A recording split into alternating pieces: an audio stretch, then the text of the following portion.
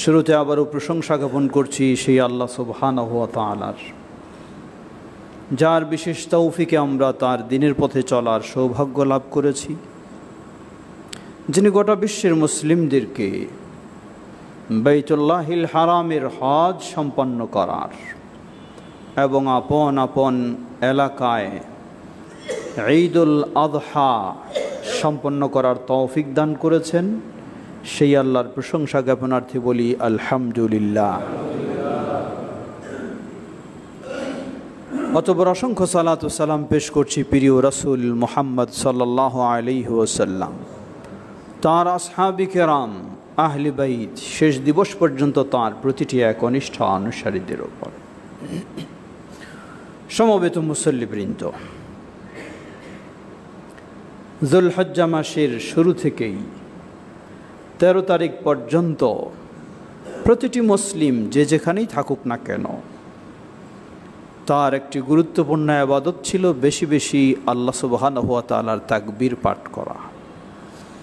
আল্লাহু আকবার, আল্লাহু আকবার, লা ইলাহা ইল্লাল্লাহ, আল্লাহু আকবার, আল্লাহু আকবার, ওয়ালিল্লাহিল হামদ। এটাই ছিল সেই সময়ের জন্য বেশি বেশি পাঠ করাই আল্লাহর প্রিয় একটি ইবাদত। পৃথিবীর যে জায়গায় থাকুক না কেন, এই তাকবীর স্মরণ করে দিচ্ছে সেই আল্লাহ সুবহানাহু ওয়া তাআলার বরত্ব, মহত্ব ও একত্বের বিষয়। ঠিক একইভাবে রমাদান মাসের পরেই শাওয়াল মাসের শুরু থেকে এই যুলহজ্জা মাসের 10 তারিখ পর্যন্ত গোটা বিশ্বের মুসলিমদের জন্য আরেকটি আন্তর্জাতিক ইবাদত হলো হাজ্জু বাইতুল্লাহিল হারাম।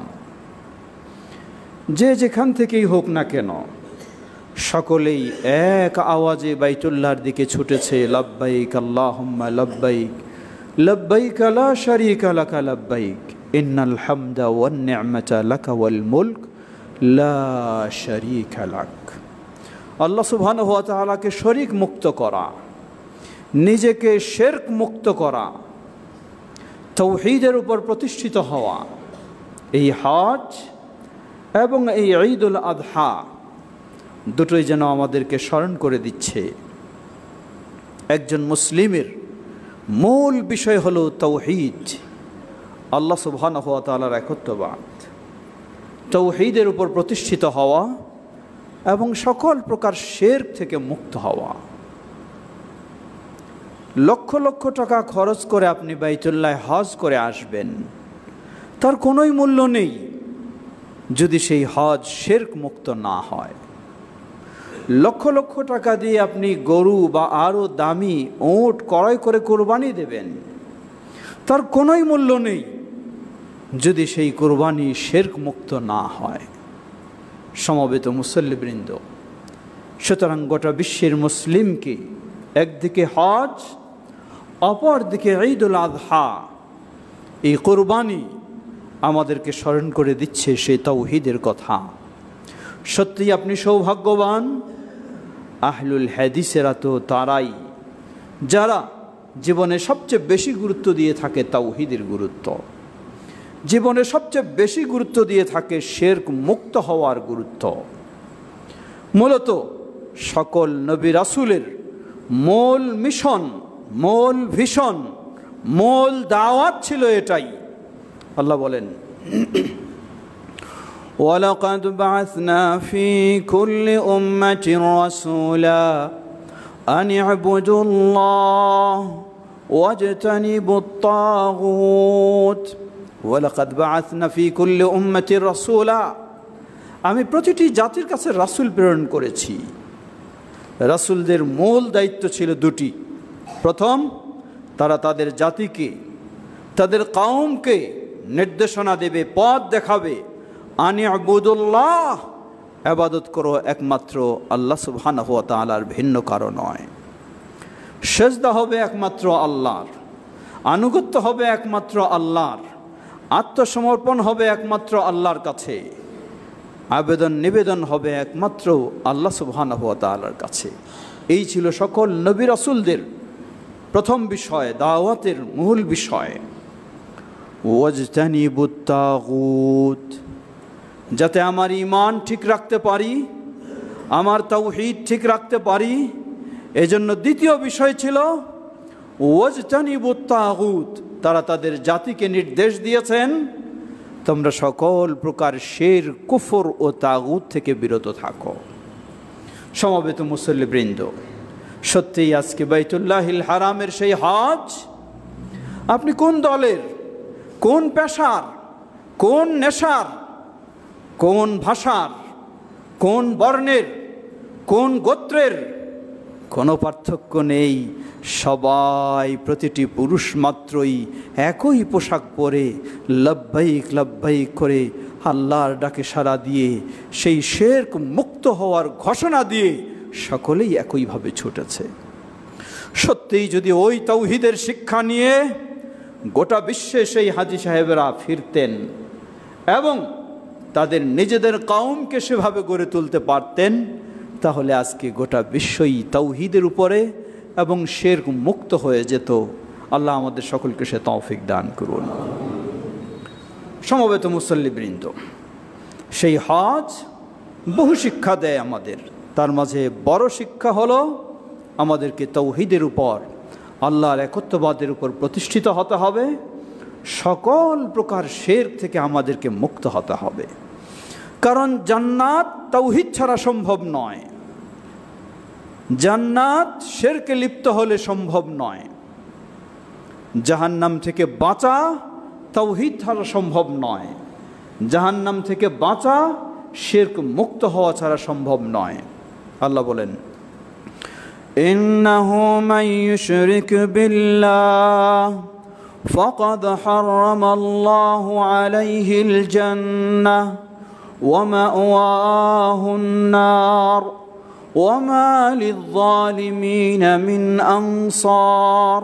ইন্নাহু মান ইউশরিক বিল্লাহ, যে আল্লাহর সাথে শিরকে লিপ্ত হয়, ফাকাদ হারামাল্লাহু আলাইহিল জান্নাহ, যেই জান্নাতের চিন্তায় আপনি রাত দিন অতিবাহিত করছেন, সেই জান্নাত আল্লাহ হারাম করে দেবেন। ওয়া মাওয়াহুন নার, যেই জাহান্নাম থেকে বাঁচার জন্য আপনি এত কষ্ট করছেন, সেই জাহান্নাম অপরিহার্য হয়ে যাবে। সুতরাং আজকে গোটা বিশ্বের মুসলিমকে এই হজ্জ বাইতুল্লাহিল হারাম শিক্ষা দিচ্ছে সেই তাওহীদের, শিক্ষা দিচ্ছে সেই শিরক মুক্ত হওয়ার। আল্লাহ আমাদের তৌফিক দান করুন। সমবেত মুসল্লিবৃন্দ, একইভাবে ঈদুল আযহা কাছাকাছি, একই সাথে আরেকটি ইবাদত। যাদের সুযোগ হবে বাইতুল্লাহে যাওয়া, তারা হজ পালন করবেন, আর যাদের সুযোগ নেই বলতে যাওয়া হবে না যাদের, তারা আপন আপন এলাকায় ঈদুল আযহা পালন করি। সেই ঈদুল আযহা একই শিক্ষা দেয়। এই কোরবানি হবে একমাত্র আল্লাহর নামে, হবে একমাত্র আল্লাহর নৈকট্য অর্জনের জন্য। কোনো বাবার নয়, কোনো গাউস কুতুব নয়, কোনো আউলিয়া নয়, কোনো বুজুর্গ নয়, কোনো পীর মাশায়েখ নয়, কোনো দরগা নয়। কোরবানি হবে একমাত্র আল্লাহ সুবহানাহু ওয়া তাআলার জন্য। আল্লাহ রাব্বুল আলামিন বলেন, ফাসাল্লি লিরাব্বিকা ওয়ানহার, তুমি সালাত আদায় করো তোমার রবের জন্য এবং কোরবানি করো তোমার রবের জন্য। আল্লাহ রাসূল সাল্লাল্লাহু আলাইহি ওয়াসাল্লাম বলেন, লাআনাল্লাহ মান যাবাহা লিগাইরিল্লাহ, আল্লাহ সুবহানাহু ওয়া তাআলার অভিশাপ, লানত হলো তার উপরে যে আল্লাহ ছাড়া অন্যের জন্য কোরবানি করে থাকে। সাহাবীদের থেকে সহিহ সনদে প্রমাণিত বলছেন যে একটি মাছের কারণে দেখালাল নার, একজন মানুষ জাহান্নামে প্রবেশ করে, আবার একটি মাছের কারণে একজন মানুষ জান্নাতে প্রবেশ করে। তা কিভাবে ব্যাখ্যা দিলেন, কোন এক কওম জাতির একটা প্রতিমা ছিল, সেই প্রতিমা পাশ দিয়ে এই রাস্তা দিয়ে যেই যেত তাকে বলা হতো এই প্রতিমার জন্য কিছু কোরবানি করো। যদি কোরবানি করত তাকে নিরাপদে ছেড়ে দেওয়া হতো, যদি কোরবানি না করত তাহলে তাকে হত্যা করা হতো। তো দুজন মানুষ অতিক্রম করলেন, একজনকে বলা হলো তুমি কিছু কোরবানি করো, তিনি বললেন, আমার কাছে নেই কিছু কোরবানি করার মতো, কি কোরবানি করব আমি? তারা বললেন, কাররিবু ওয়ালাউ যুবাবা, যদি একটা মাছিও হয় তুমি সেই মাছিটা ধরে এখানে উৎসর্গ করে যাও। তাদের কথায় তিনি তাই করলেন, মাছি ধরে সেখানে উৎসর্গ করে গেলেন, উৎসর্গ করলেন, তারা তার রাস্তা ছেড়ে দিল। হাদিসে বলা হলো, দাখালান নারা ফি যুবাবিন, একটি মাছির কারণে সে জাহান্নামী হয়ে গেল। নাউযুবিল্লাহ। একটি মাছির কারণে মানে একটা উট যেমন যতই বড় হোক শুধু আল্লাহ ছাড়া অন্য জন্য উৎসর্গ হতে পারে না, একটি ছোট্ট মাছি বা মশা বা পিপিলিকা এটাও একমাত্র আল্লাহ ছাড়া অন্য কারো জন্য উৎসর্গ হতে পারে না। তাই এটি একটি প্রকাশ্য শিরক। সে ব্যক্তির রাস্তা ছেড়ে দেওয়া হলো, তিনি চলে গেলেন। দ্বিতীয় ব্যক্তি তিনি আসলেন, তাকেও একইভাবে বলা হলো, কাররিবু ওয়ালাউ যুবাবা, তুমি এখানে কিছু কোরবানি করো, উৎসর্গ করো, যদিও একটি মাছিও হয় সেটি করো। তিনি জবাব দিলেন ডাইরেক্ট, তিনি বললেন, না, হতে পারে না, আমি আমার জীবনে এক আল্লাহ ছাড়া অন্য কারো জন্য কোনো কিছু কোরবানি উৎসর্গ করি না, সেই আল্লাহ ছাড়া আমি কারো জন্য করতে পারি না, একটি মাছিও যদি হয় তাও করতে পারি না। ফাকাতালুহু, তারা তাকে হত্যা করল।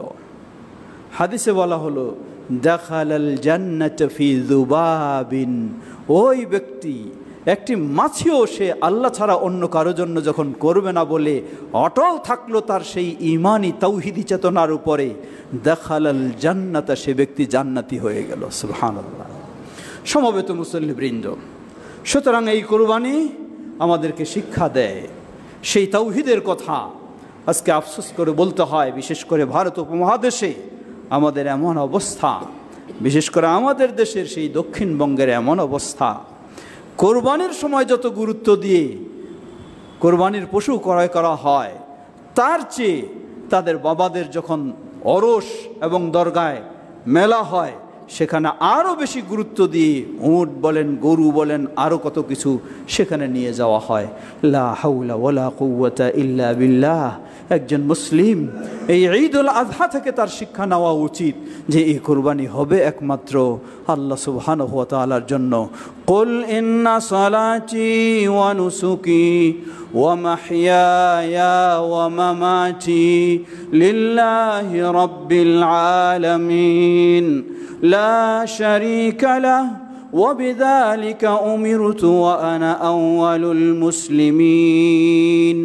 আল্লাহ বলছেন, বলো তুমি এই স্বীকৃতি দাও, আমার সালাত, আমার কুরবানি, আমার ইবাদত, এমনকি আমার জীবন মরণ সব কিছু একমাত্র গোটা বিশ্বের যিনি প্রতিপালক সেই আল্লাহ সুবহানাহু ওয়া তাআলা, তার জন্যই। তিনি কে? লা শারীকা লাহ, যার কোনো দিক থেকে কোনো শরিক নেই। সমবেত মুসল্লিবৃন্দ, এই হজ্জ বাইতুল্লাহ থেকে এবং এই ঈদুল আযহা থেকে যেন আমরা সেই তাওহীদের শিক্ষা নিয়ে শিরক মুক্ত হয়ে নিজেদের জীবনকে জান্নাতি হিসাবে গড়ে তুলতে পারি। আল্লাহ আমাদের সকলকে সে তৌফিক দান করুন। ওয়া আখিরু দাওয়ানা আলহামদুলিল্লাহি রাব্বিল আলামিন।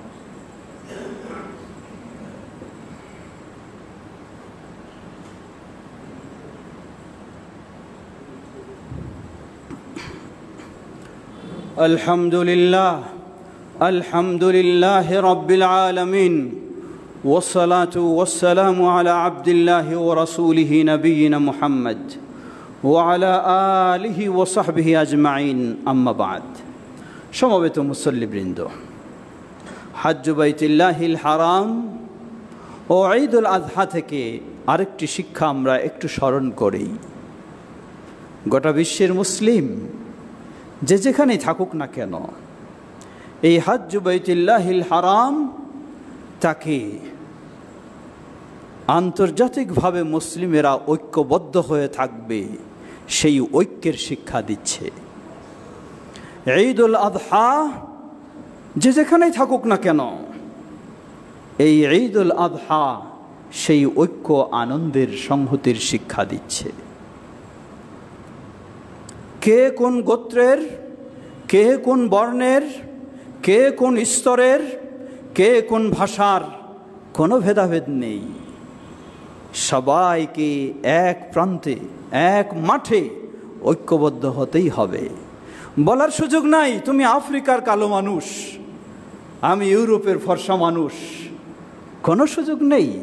আফ্রিকার কালো মানুষ হলেও আপনার পাশে গিয়ে দাঁড়াবে, ইউরোপের ফর্সা মানুষ হলেও আপনার কাছে গিয়ে দাঁড়াবে, সেই হাই ক্লাসের মানুষ হলেও তার কাছে নিম্ন ক্লাসের মানুষ কাছে দাঁড়াবে। কারো কোনো বলার সুযোগ নেই তুমি দূর হয়ে যাও, তোমার সাথে আমার ঐক্য হতে পারে না, তোমার সাথে আমার উঠা বসা হতে পারে না। আল্লাহু আকবার। এই হজ্জ বাইতুল্লাহিল হারাম গোটা বিশ্বের মানুষকে, মুসলিমকে আজকে সেই ঐক্যের শিক্ষা দিচ্ছে। কিন্তু আফসোসের সাথে বলতে হয়, আজকে নানান চিন্তা, হয় ক্ষমতার লোভ, হয় পদের লোভ, হয় ভিন্ন চিন্তা, হয় আরও অন্য কিছু, সেগুলি মুসলিমদের ঐক্যকে নষ্ট করে দিচ্ছে।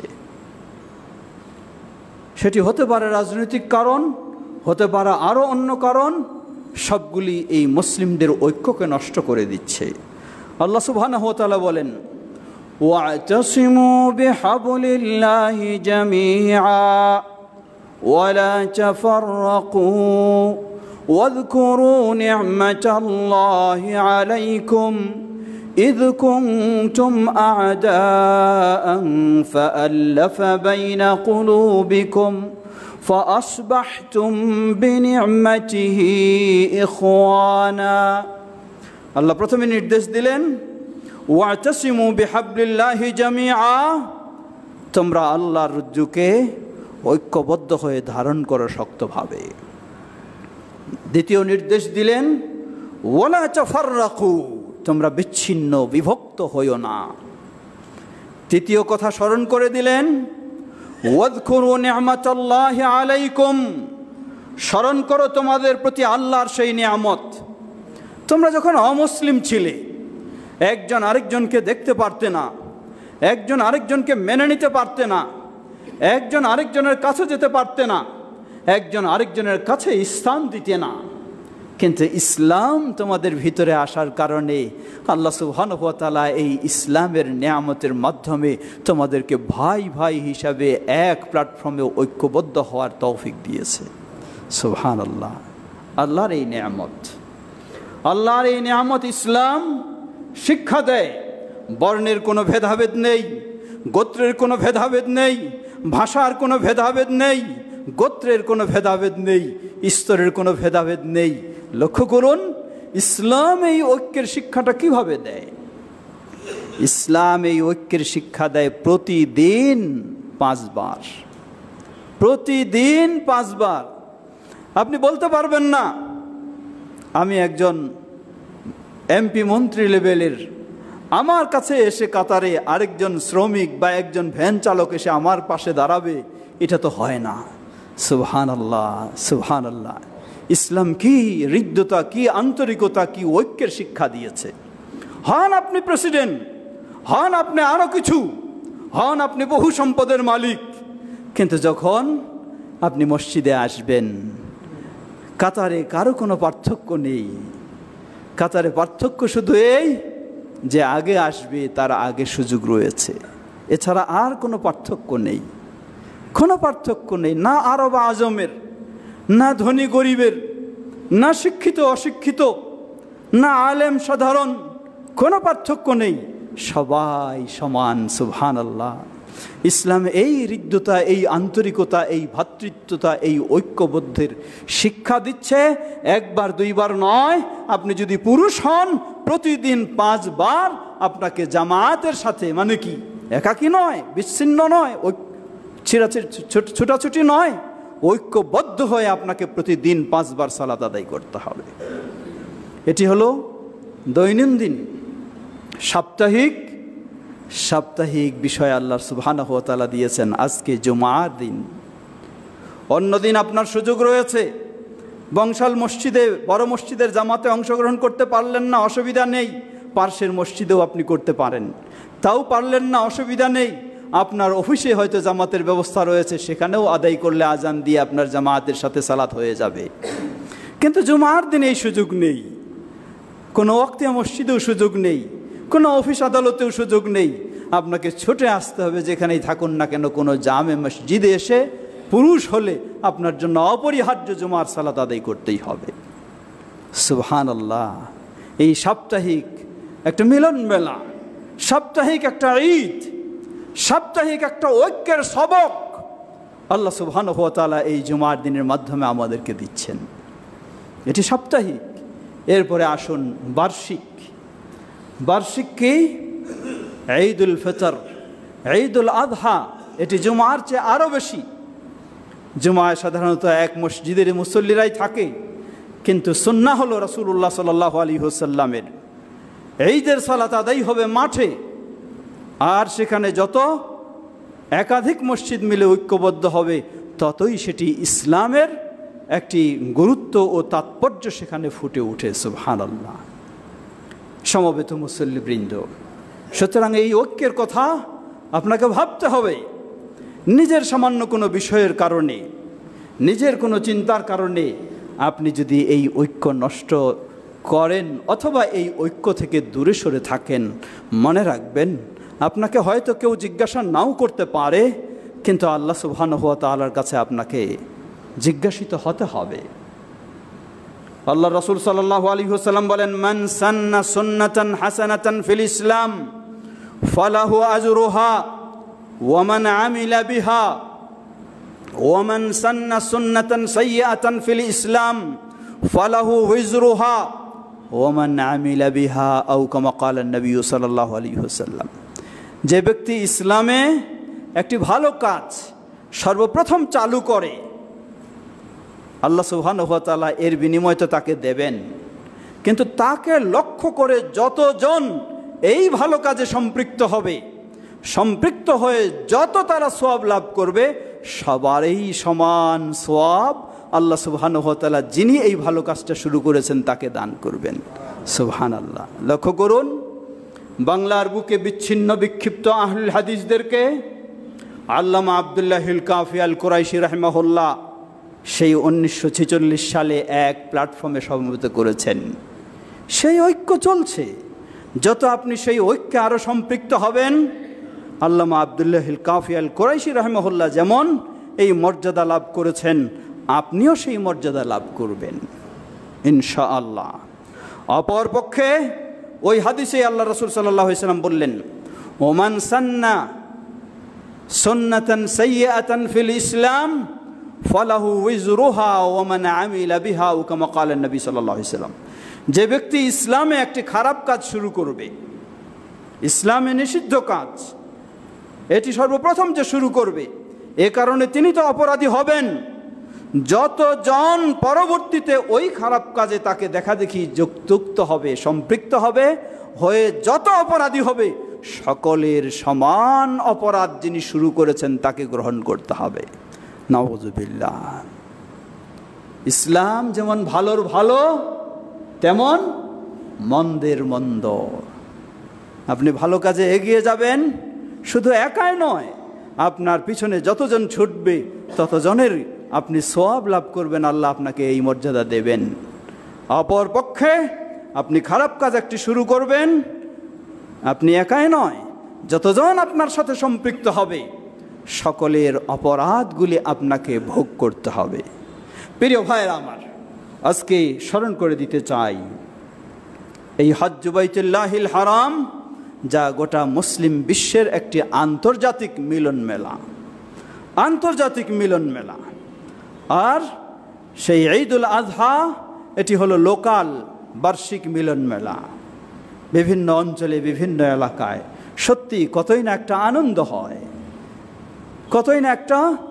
মসজিদে আপনি সালাত আদায় করবেন, এখানেও করছেন বটে, কিন্তু সেই আনন্দ অতটা পাওয়া যায় না। আপনি ঈদের মাঠে যখন আপনি যাবেন, সম্মিলিতভাবে আরও বেশি মানুষকে নিয়ে পড়বেন, তখন যে আনন্দ, সেই আনন্দ মসজিদে যথেষ্ট সমান নয়।